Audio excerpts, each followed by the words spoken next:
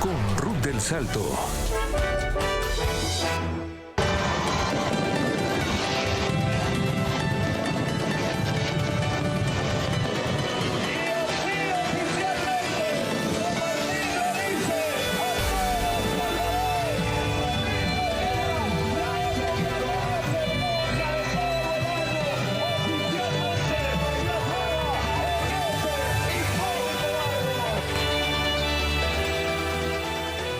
Nayib Bukele ha convocado a los salvadoreños a disfrutar del encendido navideño del árbol más icónico. Ha reiterado que en menos de una década El Salvador pasó de ser la capital mundial del asesinato a tener una de las tasas de homicidios más bajas de todo el hemisferio occidental.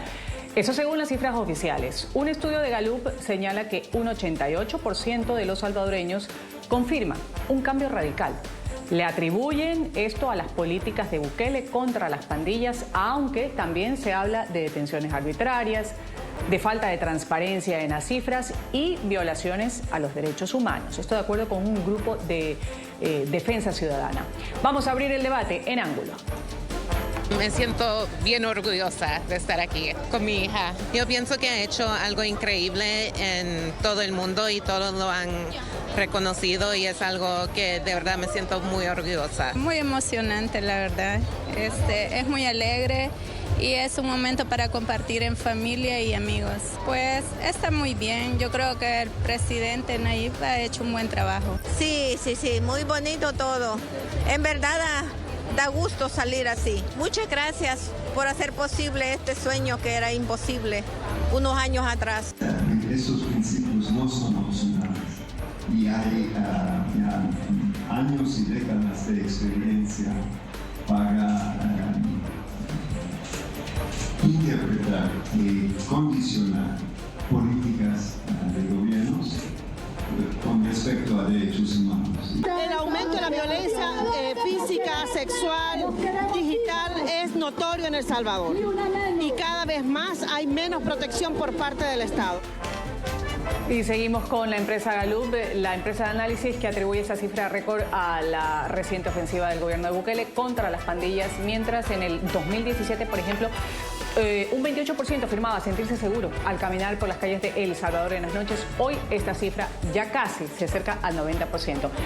Si bien los datos del gobierno salvadoreño muestran una caída histórica en la tasa de homicidios desde que Bukele asumió el liderazgo del Ejecutivo en su país. Para poner el contexto, El Salvador no es el país más seguro del mundo. El lugar lo ocupa Islandia, Dinamarca, Irlanda también. Esto según la organización World Population Review. En Norteamérica, el país más seguro es Canadá. En América Latina, los primeros lugares están Argentina, El Salvador, Uruguay, Costa Rica, según el dato del 2024 de Estatista. Pero El Salvador está dentro de esta lista. En los últimos 5 años, El Salvador renació. Devolvimos las calles de nuestro país a nuestra gente y establecimos una floreciente industria turística, siendo sede de eventos internacionales, de surf, de deportes, de entretenimiento. Le dimos a miles de salvadoreños que huyeron de las guerras y de la pobreza un país al cual regresar. Hicimos de nuestra nación, que fue una vez la capital mundial de los homicidios, el país más seguro de todo el hemisferio occidental. Dicen que El Salvador nada contra la corriente, porque mientras El Salvador se volvió más seguro, el mundo se volvió más inseguro. Mientras el pueblo salvadoreño se volvió más optimista, la mayoría de la gente en el mundo moderno se vuelve cada vez más pesimista. Visto lo visto, aquí tenemos a los protagonistas que muestran sus lados en este ángulo que se centra en El Salvador. Voy a saludar en El Salvador a Luis Contreras, analista experto en seguridad. Gracias por estar con nosotros, Luis. Bienvenido al programa Ángulo. Un gusto saludar desde El Salvador hasta Colombia y el mundo, que es un programa bastante visto a nivel de América. Y aquí listo para el análisis. Gracias. También en Estados Unidos voy a darle la bienvenida a Ana María Méndez, analista política, directora para Centroamérica de la oficina en Washington para Asuntos Latinoamericanos, WOLA por su sigla en inglés. Gracias por estar con nosotros. Bienvenida. Buenos días, un gusto poder acompañarles. Gracias, un buen día también y la bienvenida en El Salvador a Fidel Hernández, analista político. Fidel, un gusto tenerlo. Buenos días, es un gusto estar con ustedes y estamos listos para hacer este análisis de la situación de seguridad en El Salvador. Gracias a los tres. Y en esta primera parte quiero un análisis, pero una breboca. Algo de un minuto. Este minuto va a estar cronometrado para cada uno de mis panelistas. Con respecto a lo que se ha publicado, a esta celebración que ha invitado el presidente Nayib Bukele de las Navidades, el encendido del árbol en una plaza icónica también, hay quienes dicen esto era impensable años atrás. Voy a empezar con Luis, luego le voy a dar la palabra a Ana María y termino con Fidel. Luis, América Latina y África subsahariana, lo citaba Gallup, esta empresa. Estas eran las regiones más, o son las regiones más inseguras de todo el mundo. En medio de esto resurge el nombre de El Salvador, de este país, como lo decíamos antes, impensable, en donde sucedía cualquier situación de violencia, inseguridad, asociado a pandillas y a grupos criminales. ¿Cómo ha hecho para transformarse, según estos análisis, según dicen el 88% de los consultados, de caminar tranquilos, de celebrar una Navidad en medio de paz y sin violencia? ¿Cómo resurge El Salvador, que pertenece a nuestra América Latina, en donde los demás países estamos azotados por un clima de inseguridad? Adelante en un minuto. Sí, como lo hemos abordado en otros programas con ustedes, todo partió del Plan Control Territorial, allá por el 2019, también la creación del Gabinete de Seguridad Ampliado, en el cual Fiscalía, Ministerio de Justicia y Centros Penales y la PNC trabajan en una misma sintonía. También adecuaciones al Código Procesal Penal, nuevas tipificaciones legales, también que sea delito el hecho de andar tatuajes alusivos a pandillas. Todo esto vino a incidir para que se le dé sostenibilidad también al tema de la política criminal del actual gobierno de El Salvador. Y también el régimen de excepción, que vino a darle celeridad a los procesos de captura. Y no solamente a la captura, sino que también a poder escuchar las telefonías, a fortalecer la investigación policial, fortalecer la prueba de parte de la Fiscalía, la ampliación del plazo de detención de los detenidos sospechosos. Ha sido una serie de medidas, es decir, no ha sido de la noche a la mañana. Año con año se han tenido cifras que ha superado a la anterior, y este año se... Gracias, Luis, por esta primera intervención. Vamos a tener tiempo ya de ampliarlo sin cronómetro. Ana María, le doy la palabra a usted también en un minuto. ¿En qué coincide, en qué discrepa por lo expresado por Luis Contreras? Pues en primer lugar, señalar que organismos internacionales de protección a derechos humanos, como la Comisión Interamericana de Derechos Humanos, han señalado, especialmente en su último reporte, que el régimen de excepción, que se suponía que era una medida temporal y que se ha extendido por 32 veces, es atentatoria contra los derechos humanos de los salvadoreños. Es importante resaltar que, si bien es cierto, es muy importante que exista seguridad ciudadana, especialmente en sociedades como las salvadoreñas, en donde hay un trauma colectivo por la violencia ocasionada por las maras y pandillas, de tener estos espacios como el árbol navideño y tal. Sin embargo, hay una gran realidad de 83,000 personas detenidas, de las cuales el mismo presidente Nayib Bukele señaló que 8,000 personas eran inocentes y que fueron puestas en libertad. Esto es solo una muestra de lo insostenible y lo atentatorio contra... Gracias, Ana María. Vamos a analizar lo que usted está poniendo sobre la mesa. Fidel, cierro con usted esta ronda. ¿Con cuál postura concuerda usted más y cómo resurge El Salvador, que es la gran pregunta en nuestra América Latina, como un país que antes era la capital de hechos de violencia y ahora pues... al menos así opinan el 88% de los salvadoreños, según esta encuesta realizada por Gallup. Adelante. Sí, a partir del año 2022, cuando se pone en marcha el régimen de excepción en El Salvador, comienza a haber cambios significativos en materia de seguridad. El Salvador estaba asediado por las pandillas con estadísticas de homicidios que alcanzaban incluso hasta 51 homicidios por cada 100 habitantes, estadísticas que rebalsaron las que se venían dando en años anteriores, en el 2018. Desde la puesta en marcha del régimen de excepción, El Salvador ha cambiado significativamente en materia de seguridad. Esto no quiere decir que la situación de pandillas se ha erradicado al 100%, ya que todavía hay un remanente que las autoridades siguen buscando a estas pandillas, teniendo en cuenta que muchos de ellos huyeron del país. Ahora, la realidad para las familias salvadoreñas es diferente. Ya hay lugares que antes las familias no podían visitar. Fidel, voy a seguir con usted, voy a seguir con mis panelistas hablando sobre la situación particular de El Salvador. Antes, un poco citar este estudio, supera por un punto porcentual en este estudio hecho por Gallup a países como Suiza, Islandia, Luxemburgo, en donde el 87% de sus ciudadanos dicen sentirse seguros caminando solos en la noche, algo que no sucede en otros lugares de nuestra América Latina, pero en El Salvador sí, así lo han dicho. El top 10 de los países más seguros del mundo, según Gallup, los vamos a poner en pantalla. Dentro de los que se encuentra El Salvador está Kuwait, Singapur, Noruega, está Arabia Saudí, Tayikistán, Eslovenia, Emiratos Árabes Unidos, El Salvador, ahí está El Salvador en el puesto número 8, Montenegro y Bahrein.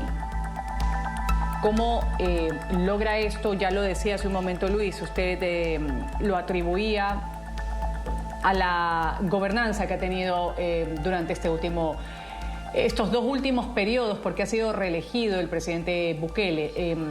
¿Qué pasaba antes en lo político? ¿Por qué no se tomaban las riendas de un país que ahora, según se vende internacionalmente y según los estudios, está superior que cualquiera, incluso igual que un país europeo? Vamos ahora sí, ya sin cronómetro, a desarrollar todas las ideas.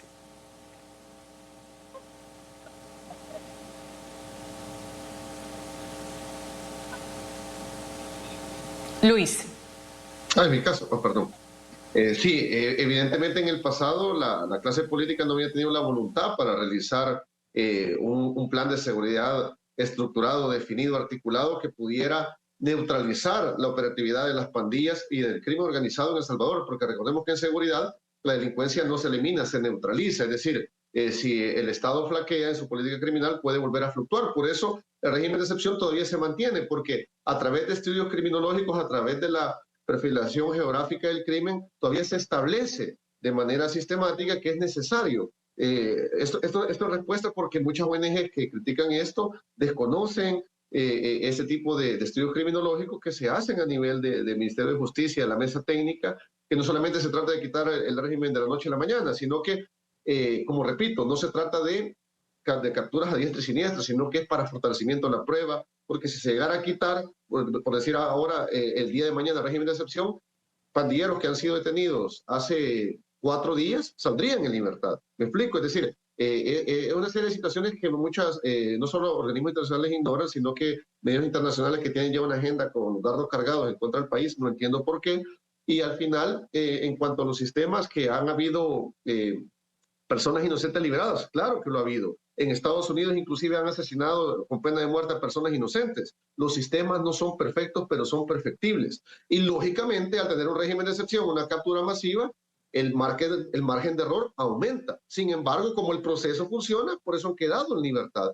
Un dato interesante para que tengan en cuenta: de los 83.634 pandilleros que están capturados, y muchos de ellos llegan al SECOT, de la MS-13 y la pandilla 18, que son los que controlaban el Triángulo Norte, Honduras, Guatemala, El Salvador, los datos de la PNC de El Salvador, por ejemplo, de la MS-13 se tienen capturados 57.375. Pandilla 18 sureños se tienen 14.743. Pandilla 18 revolucionarios, que es la ala divisoria, se tienen 10.900. De la Mao Mao, 440. De la pandilla Máquina, 91.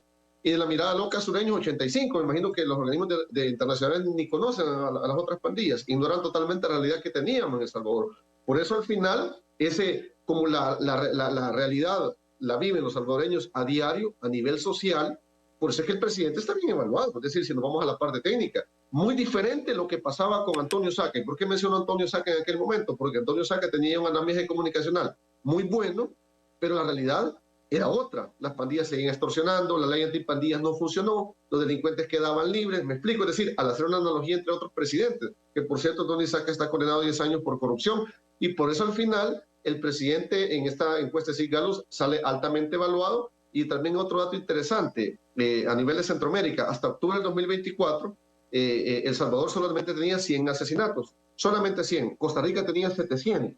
Es decir, Costa Rica se le está desbordando la criminalidad.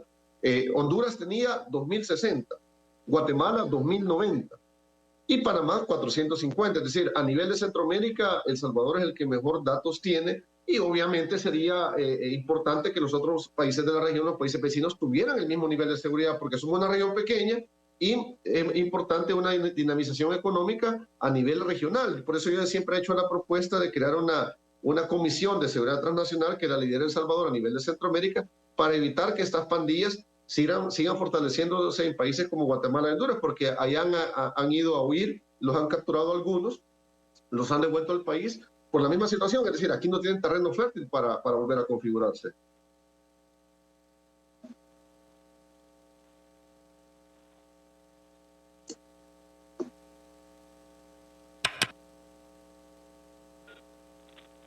A ver, yo creo importante partir de lo que significa una política de seguridad ciudadana integral. Una política de seguridad ciudadana integral implica abordar las causas estructurales que originan esa violencia, por ejemplo, la pobreza y la situación socioeconómica, la cual en El Salvador hoy día, según muestran datos tanto de Naciones Unidas como de otros entes, es una situación precaria en donde los niveles de pobreza son muy altos. Es importante anotar que además se ha roto, y no es la perspectiva de Bola, sino de diversos organismos internacionales, el orden constitucional en El Salvador. Medidas que se supone que son de carácter temporal, como un régimen de excepción, estaban reguladas en la Constitución, pero se ha roto lo que la Constitución mandata, ¿no? Entonces, hay que tomar en cuenta que las consecuencias de este régimen de excepción han sido el debilitamiento del Estado de Derecho y graves violaciones a derechos humanos cometidas por las fuerzas de seguridad del Estado en El Salvador. No se trata de tener al 2% de la población en prisión si no hay realmente una política, por ejemplo, de reinserción social, si no hay una política de tratamiento a las personas pertenecientes a las maras y a las pandillas.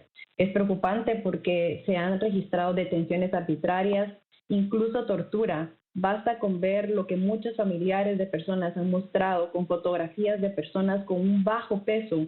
Esas imágenes solo las hemos visto en los campos de concentración nazis. Es importante que se tome en cuenta la situación de las cárceles. Se ha establecido que este SECOT es un modelo de prisión, pero hay otras prisiones como la de Salco y demás en donde no hay condiciones mínimas humanas para las personas detenidas. Insisto, muchas de ellas inocentes. Si no hay un debido proceso, se están incumpliendo los tratados internacionales.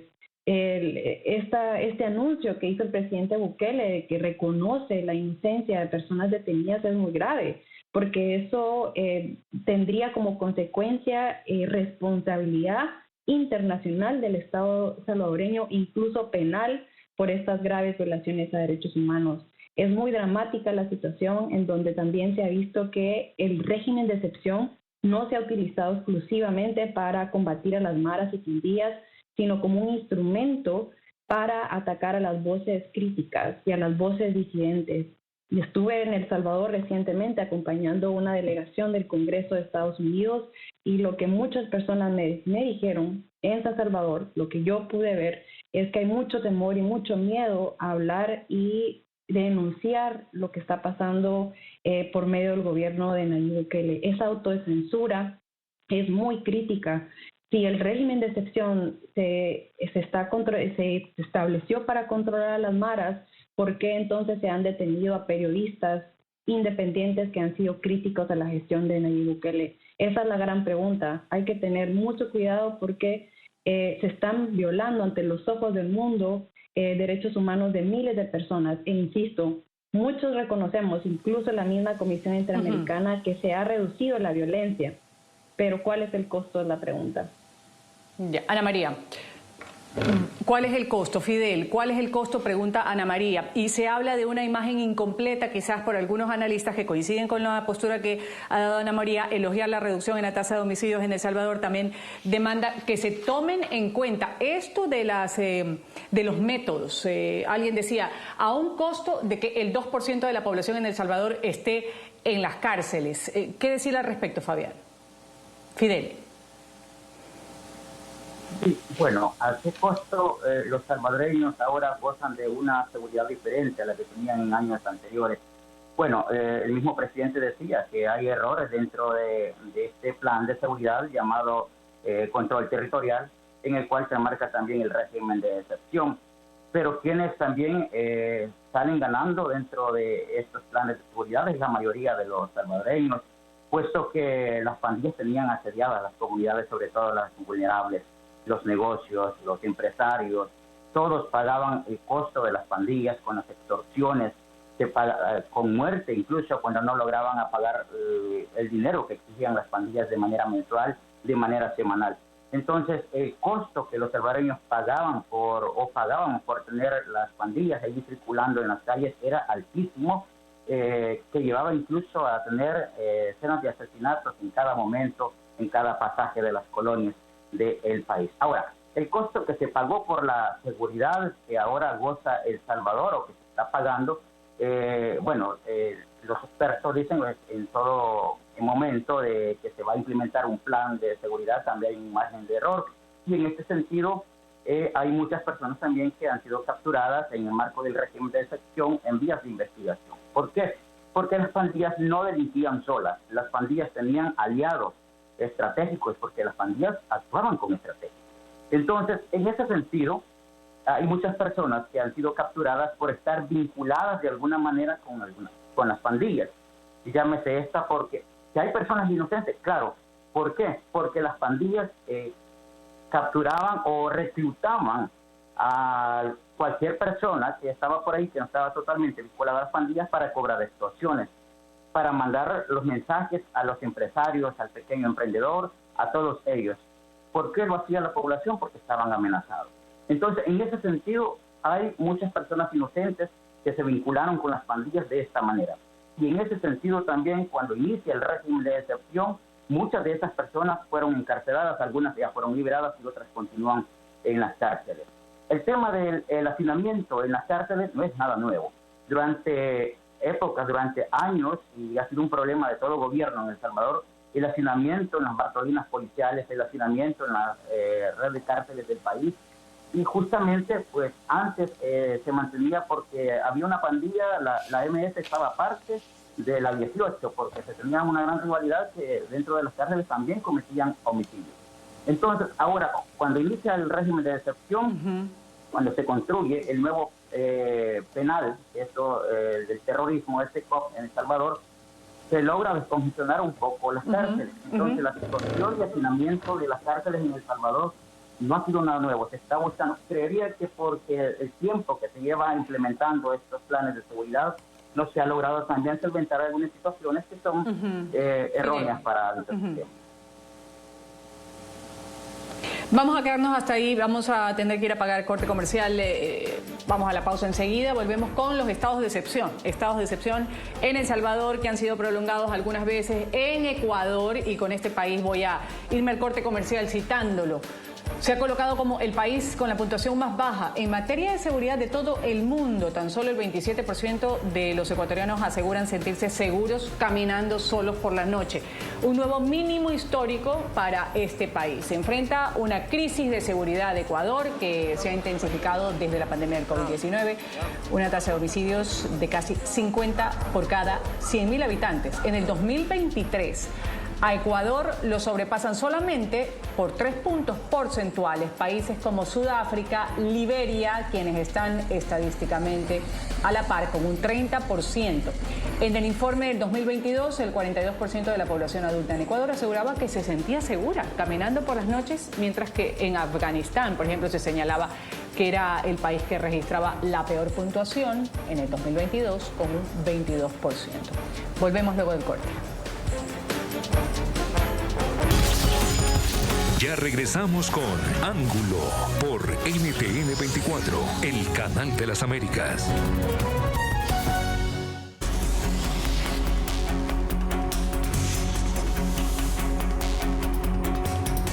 Que vengan a llevarse a sus pandilleros. Si tanto los quieren, se los entregamos todos al 2x1. Ustedes desatan una ola de criminalidad y nosotros quitamos la comida en las cárceles. Y recuerden que en las cárceles no solo están los 17,000 pandilleros que ya estaban, sino que están también los 6,000 que hemos arrestado en estos 9 días. Y también van a estar ustedes cuando los arrestemos y los llevemos ahí, y ahí no van a tener comida tampoco. Así que mejor esténse tranquilos y déjense arrestar. Por lo menos allá adentro van a vivir y van a tener comida. 2 sin pollo.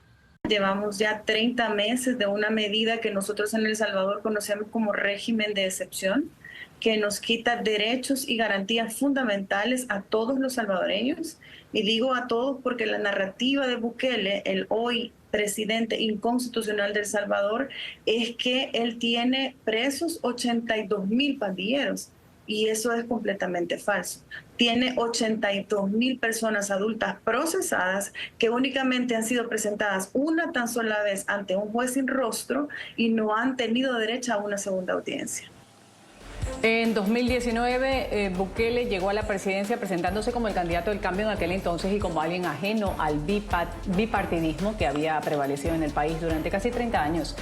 De inmediato, Bukele inició un periodo de negociaciones, diplomacia con las pandillas, decían algunos analistas, en el 2022, después de un fin de semana violento. Bukele lanzó el controversial régimen de excepción, que originalmente empezó con una duración de 30 días.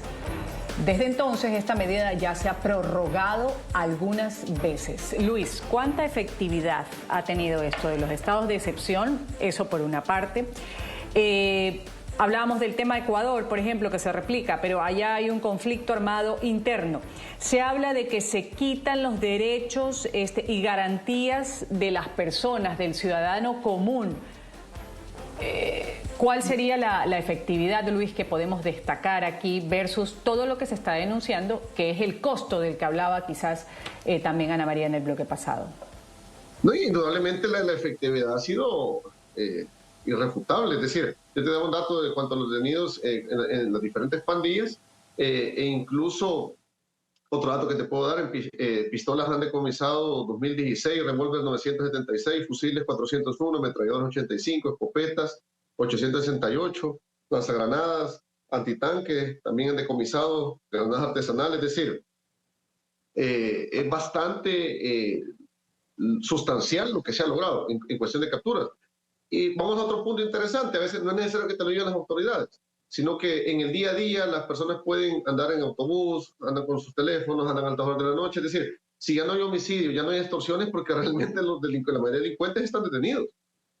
Por ejemplo, yo trabajo con municipalidades, un ejemplo, te doy casos bien puntuales. Antes las municipalidades no podían organizar torneos entre comunidades porque unas pertenecían a otras pandillas. No podían llegar a jugar a otra comunidad. Otro dato interesante, no podían ocupar el número 18 ni el número 8 los jugadores, porque los asesinaban, porque eran pertenecientes a esos números a la pandilla 18. Casos así ya no se ven. Por eso es importante mencionarlo. Y también quizás algo que quiero que se me escape, es con la cuestión de las políticas de prevención social. También se está trabajando en prevención social. Lo que pasa es que acapara más el tema internacional, el régimen de excepción, el plan de seguridad, las pandillas, el SECOT, por ejemplo, el proyecto CUBO, que son los Centros Urbanos de Bienestar y Convivencia. Es un proyecto que inclusive Bukele, cuando fue alcalde de San Salvador, creó el primer CUBO. Ahora llevan más de 10 a nivel nacional, que incluso la Unión Europea ha apoyado para financiar, donde yo he visitado los CUBOs, hemos trabajado a nivel de municipalidades con ellos y los han construido en zonas de alto riesgo, donde antes los niños y jóvenes eran los que básicamente capturaban las pandillas para que pertenecieran a ellos. Se está haciendo eso. Lo que pasa es que paralelamente es complicado hacer todo simultáneamente. Primero había que recuperar los territorios vacíos que el Estado en el pasado no había podido brindar seguridad pública, para luego llevar prevención social.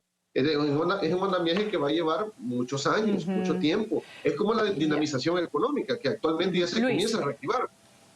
¿Sí? Pero Hablando de los estados de excepción particularmente, una acotación muy breve con respecto a eso, a los estados de excepción que han sido prolongados y que dicen pues van en contra de los derechos, las garantías de los ciudadanos. Así se sienten o así se siente parte de la población en El Salvador.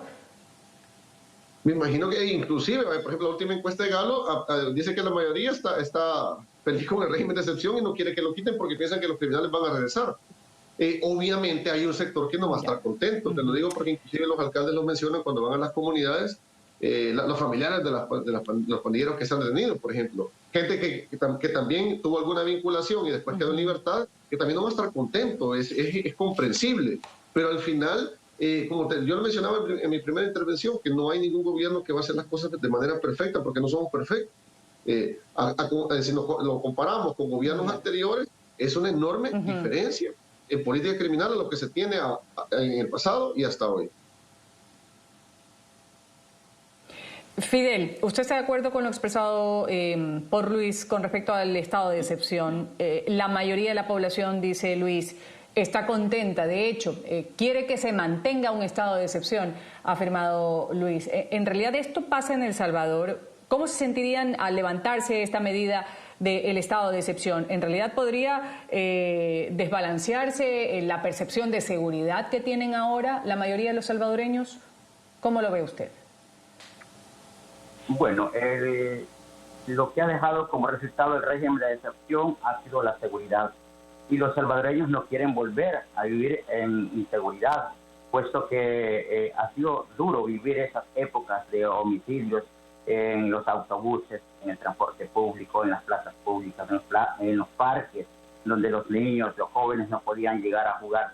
Creo que ningún salvadoreño quiere regresar a eso. Ahora, el tema del régimen de excepción, dependiendo del ángulo de donde se tome, de donde se ve, así se le va a ver tanto el beneficio también como los prejuicios que ha llevado a la población salvadoreña, no a la mayoría. La mayoría vive en los beneficios debido a que la seguridad que se respira en El Salvador pues es notoria. Ahora bien, hay muchas personas que resienten el tema del régimen de excepción porque hay algunos familiares que han sido capturados en este sentido, no porque iban caminando ahí por un parque y fueron registrados y fueron llevados a la cárcel, sino porque alguien los acusó de pertenecer a grupos de pandillas o grupos criminales, como se le llama en El Salvador. Muchas de esas personas fueron acusadas incluso por los mismos vecinos de la colonia, que decían allí venden droga, allí colaboran con las pandillas. Y el régimen de excepción, lo dijo el presidente Bukele cuando se inició, lo que buscaba erradicar a las pandillas. Y lo decía yo al inicio, en intervención, no se ha erradicado las pandillas al 100%, aún hay. Siguen ejecutando operativos contra las pandillas y capturando pandilleros que todavía se encuentran, se han refugiado en cualquier lugar para evadir la justicia. Entonces, los resultados son contundentes del régimen de excepción en materia de seguridad. La población salvadoreña salió a las urnas para darle una segunda oportunidad al presidente Bukele, todos enmarcados en el tema de seguridad, porque la población estaba encantada con el tema de seguridad. Y no solo la población en general, aquellos barrios, aquellas colonias, sino también el sector empresarial, que pagaban grandes cantidades de dinero a las pandillas para mantener su presencia de marca en algunas colonias, que también, para que no asesinaran a sus empleados, para que no secuestraran sus vehículos las pandillas. Entonces, en ese sentido, nadie quiere regresar al pasado, puesto que tal vez no es que no hubo voluntad de algunos políticos anteriores o presidentes anteriores de erradicar a las pandillas, sino que no había por dónde atacar a las pandillas, porque tenían secuestrado este país. El país estaba arrollado prácticamente ante las pandillas. Vamos a dejarlo hasta ahí. Ana María, quiero saber su criterio antes de irme al corte comercial con respecto a los estados de excepción. A ver, hay dos componentes aquí importantes. Uno es el tema de seguridad y otro es el tema justicia. En el tema de seguridad no hay certeza de las cifras o datos porque están controladas por el gobierno y no hay transparencia. Se ha decretado como información reservada o confidencial. El mismo gobierno de Estados Unidos sancionó a funcionarios del Instituto de Acceso a la Información Pública por prácticas antidemocráticas. Y el otro componente es la justicia. si bien probablemente las cifras de homicidio han reducido, aunque no cuentan las 300 personas muertas en prisión, el tema de justicia es esencial. En la alta concentración de poder que hay, el gobierno de Nayib Bukele, o más bien él mismo, y su partido tienen una supermayoría en el Congreso, en la Asamblea Legislativa, lo cual no hay un contrapeso. No hay independencia judicial, pero tampoco hay capacidad para atender. ¿Qué justicia están teniendo 83,000 personas? ¿Hay capacidad de las fiscalías para investigar estos casos? ¿Tienen acceso a abogados o no? Es decir, no solo se trata de reducir homicidios, sino también brindar justicia, lo cual implica un juicio justo, lo cual no se da bajo un régimen de excepción como el que hoy día tiene El Salvador. Ya. Ana María, vamos a volver con esa idea de si tienen o no el acceso a abogados. Quienes están detenidos, estamos hablando de la situación en El Salvador. Vamos a un corte comercial, enseguida volvemos con más de Ángulo. Ya regresamos con Ángulo por NTN 24, el canal de las Américas.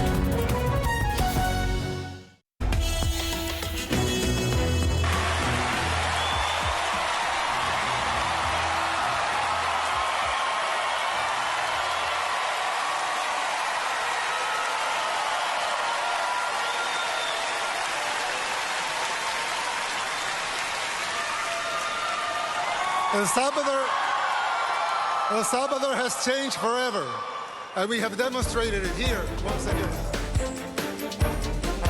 Ahí estamos recordando aquella ovación que recibió Nayib Bukele en la edición número 72 de El Miss Universo en el 2023 que se llevó a cabo en El Salvador. En medio de su discurso ahí agradeció por incluir a El Salvador en el certamen de belleza. Aprovechó también para destacar los importantes cambios que ha tenido su país durante los últimos años. Tiempo de las conclusiones en Ángulo. Voy a empezar con Ana María, con la idea que dejábamos pendiente sobre si se tiene o no acceso a los abogados, separando el plano político del Ejecutivo del Poder Judicial. Continuemos, Ana María, ya en materia de conclusión, muy brevemente, para darle la palabra a Fidel y terminar con Luis. Sí, brevemente decirles que de la información a la cual nosotros hemos tenido acceso, muchas personas privadas de libertad no tienen acceso a un abogado. Algo que sucedió recientemente es que hubo despidos masivos en la Procuraduría General de la Nación. Específicamente impactó a un número de personas, abogados que eran defensores públicos, que fueron despedidos. Aproximadamente 250 defensores públicos fueron despedidos. Estos despidos es un tema aparte porque tiene que ver con los cumplimientos de compromisos que tiene el presidente Bukele con el Fondo Monetario Internacional de reducir el gasto público, pero que han tenido un impacto directo en las personas que no tienen ese acceso a la justicia. Insisto, creo que es importante que las fiscalías y los jueces realmente implementen nuevos modelos de gestión. No puede ser audiencias masivas. ¿Cómo puede ser una audiencia en un proceso en donde van más de 900 personas? Es decir, ¿qué clase de acceso a la justicia estamos hablando, no? Entonces sí es importante restaurar y restablecer las garantías del debido proceso. Creo que es el momento ya para que se termine el estado de excepción y que se busque una forma de cómo solventar esta saturación que ahora se encuentra en el sistema de justicia salvadoreño. ¿Y cómo podría empezar a buscarse esa saturación de la que usted habla, Ana María? Métodos, es decir, habría que empezar a hacer una revisión de casos, un modelo de gestión en el cual se pueda identificar cuáles son los delitos que se le están imputando. Es una cuestión muy técnica, pero han habido reformas legales que han impactado. Por ejemplo, la ley contra la delincuencia organizada, es decir, la mayor parte de personas están por agrupaciones ilícitas, pero si han reconocido que hay 8,000 personas detenidas, tendría que hacerse un análisis del estado de la situación de los casos para verificar y ver si realmente hay evidencias o no, pruebas que vinculen a estas personas con las maras y con las pandillas. Insisto que es importante que los jueces tengan independencia. Hay mucha censura, hay mucha autocensura, hay mucho temor incluso del Poder Judicial respecto a las medidas que tomen para solventar la crisis que hay en el sistema de justicia. Si hay esa apertura, yo hago un llamado aquí a las autoridades salvadoreñas para que permitan que organismos internacionales apoyen en esta transición, que se den la bienvenida a visitas como el Grupo de Trabajo para Detenciones Arbitrarias de Naciones Unidas o para la Relatoría de Personas Privadas de Libertad de la Comisión Interamericana de Derechos Humanos. Esos organismos están ahí si hay ciertas garantías para verificar el estado y buscar una salida, incluso humanitaria, para muchas personas que siguen estando en prisión de manera injusta. Fidel, ¿qué tan viable es empezar a hacer o hacer esta transición que él ha citado con esta palabra Ana María con respecto a hablar de independencia del Poder Ejecutivo, del Poder Judicial, que vayan visitas de organizaciones para conocer de primera mano lo que está sucediendo en el interior de las cárceles de El Salvador? ¿Cómo se están llevando estos operativos en medio de los estados de excepción que han sido prolongados? ¿Cómo lo ve usted? Y ya a manera de conclusión, Fidel. Bien, quizás para finalizar el régimen de excepción, el gobierno tiene que tener muy bien pensado de qué manera se va a implementar una medida de seguridad que permita mantener la seguridad que se ha gozado durante estos últimos años, debido a que en pleno régimen de excepción había indicios de resurgimiento de pandemia.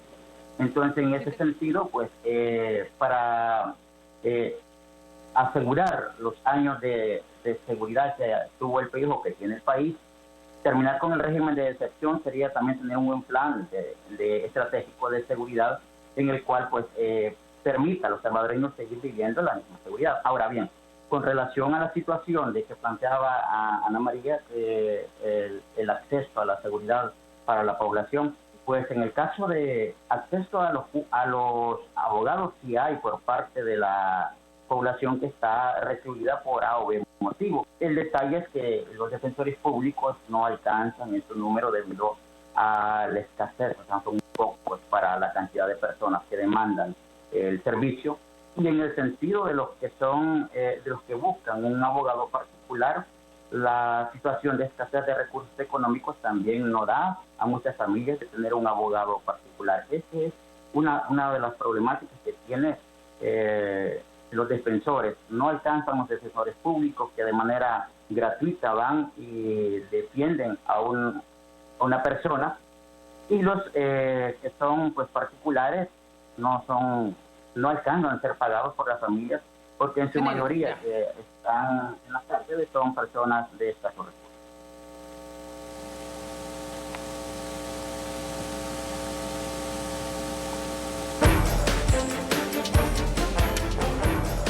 Vamos aquí a una pausa comercial. Enseguida retornamos con más de Ángulo. Ya regresamos con Ángulo por NTN 24, el canal de las Américas. ¿Es El Salvador un ejemplo para el mundo en seguridad, como dice su presidente? Expertos han dado sus argumentos aquí en Ángulo. Tan solo en el 2023, el número de homicidios en El Salvador de 6.3 millones de habitantes se redujo casi un 70%, de acuerdo con las cifras que las autoridades de seguridad de El Salvador ofrecen. Voy a agradecer a quienes han participado el día de hoy en Ángulo. Por una parte está el experto en seguridad, si me recuerdan los nombres, Luis. Voy a agradecerle por haber estado aquí con nosotros. También a Ana María y a Fidel. Gracias a los tres por estar en este programa. Me despido, soy Ruth del Salto y sigan con la señal del canal de las Américas NTN 24.